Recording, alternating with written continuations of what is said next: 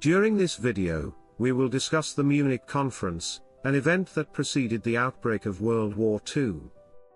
In the final days of September 1938, the leaders of four nations met in the city of Munich with the stated intention of preserving world peace.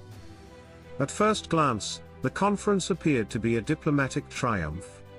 Great Britain, France, Italy, and Germany signed an agreement that, at least temporarily, avoided the outbreak of a continental war.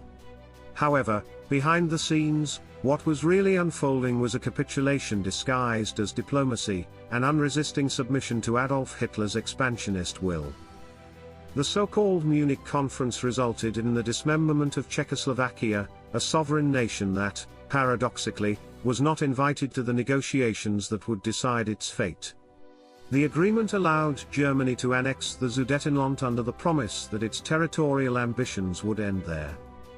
British Prime Minister Neville Chamberlain returned to London proclaiming he had secured peace for our time, but history would soon show that such peace was as fragile as it was illusory.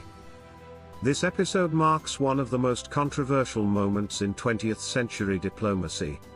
The policy of appeasement, intended to prevent war, ultimately emboldened the Nazi regime. The Munich Conference not only foreshadowed the fall of Czechoslovakia but also paved the way to World War II. The Republic of Czechoslovakia, which Hitler had decided to destroy, was entirely created by the peace treaties, so hated by Germans, signed after World War I. Its founders made it, in the years following its 1918 formation, the most democratic, open, progressive, and prosperous state in all of Central Europe.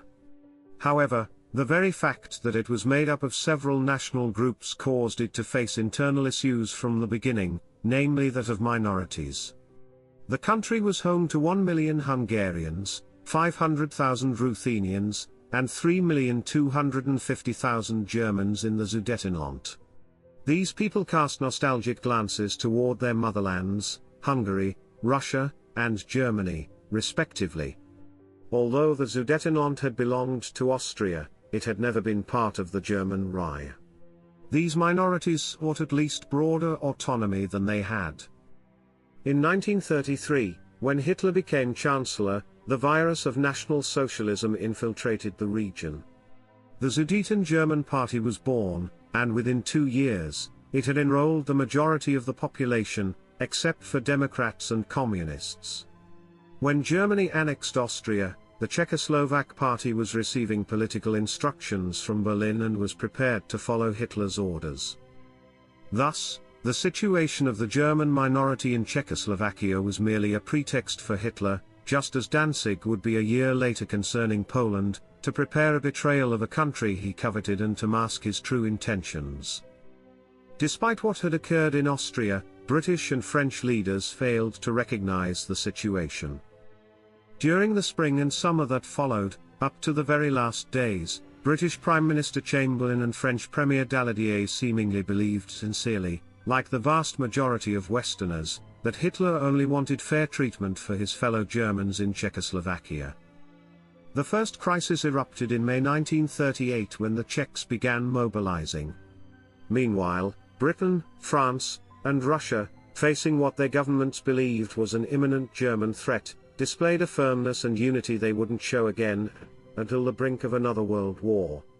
Czech mobilization angered Hitler, who learned through telegrams received in Berlin from the Foreign Ministry that British and French ambassadors had repeatedly visited the ministry to warn Germany that aggression against Czechoslovakia would trigger a European war.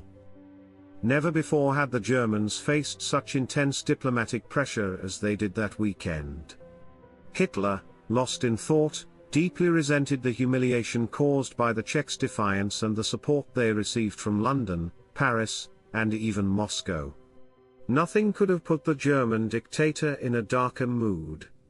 His fury was heightened by being prematurely accused of planning an act of aggression he indeed intended to carry out.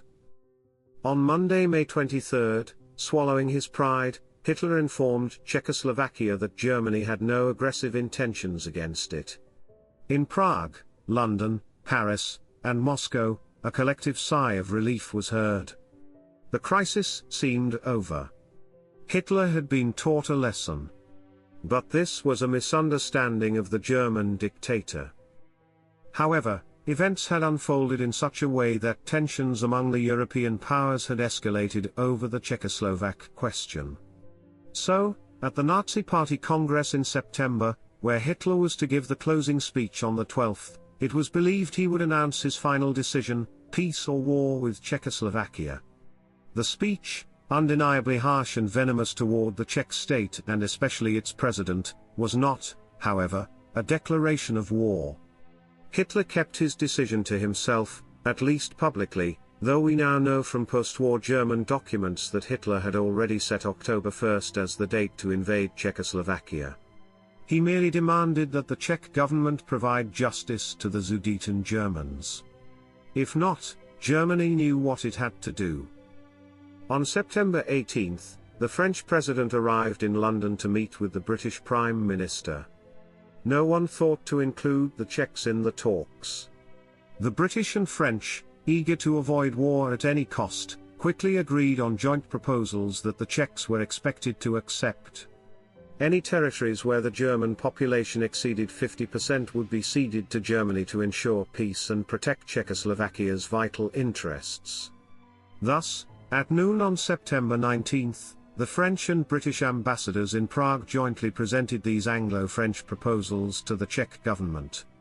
They were rejected the next day via a dignified note in which the Czechs reminded France of its obligations and prophetically explained that accepting the proposal would ultimately place Czechoslovakia under full German control.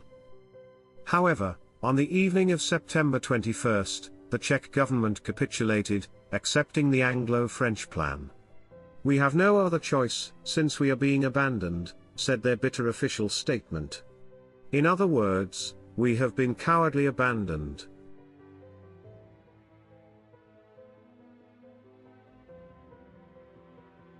The abdication of Munich. At 12:30 a.m. on September 29, Adolf Hitler received the leaders of Britain, France, and Italy as a victor.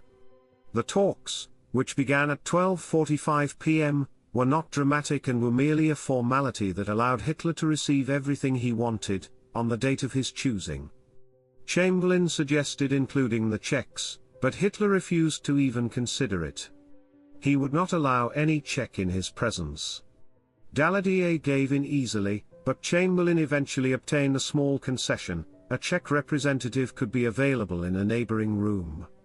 At 10 p.m., the Czech envoys were brought before Sir Horace Wilson, Chamberlain's close advisor.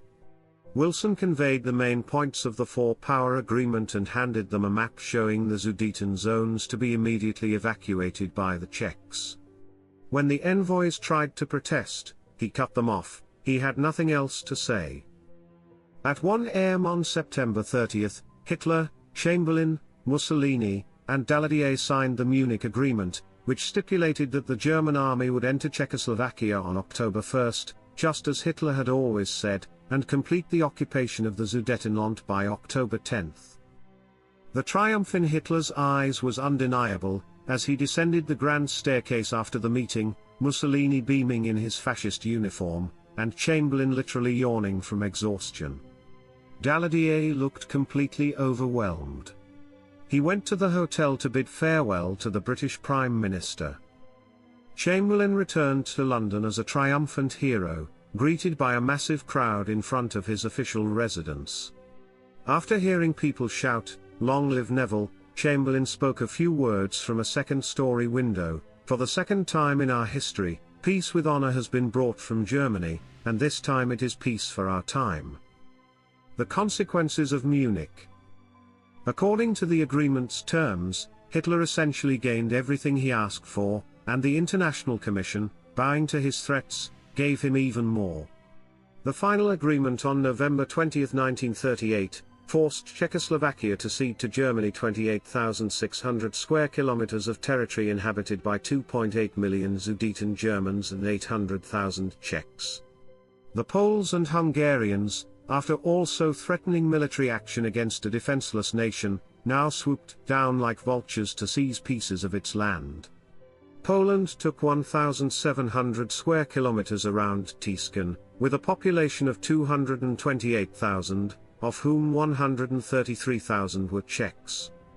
Hungary received a larger slice on November 2, 19,500 square kilometers with a population of 500,000 Magyars and 272,000 Slovaks.